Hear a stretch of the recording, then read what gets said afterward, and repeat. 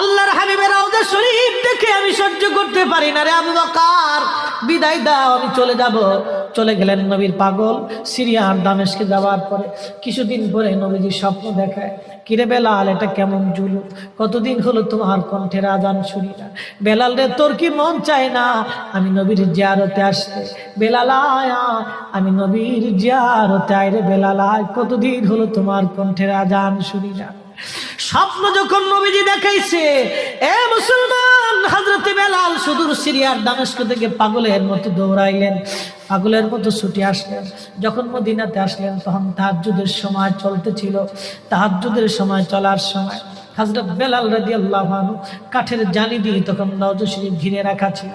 ওই জালির পাশে বসে বসে জালির সঙ্গে মাথা ঠেকাইয়া নবীর পাগল বসে বসে গুনগুন গুনগুন করে কাঁদে আর বলে, হুজুর, আপনি আসতে বলেছিলেন, গোলাম এসে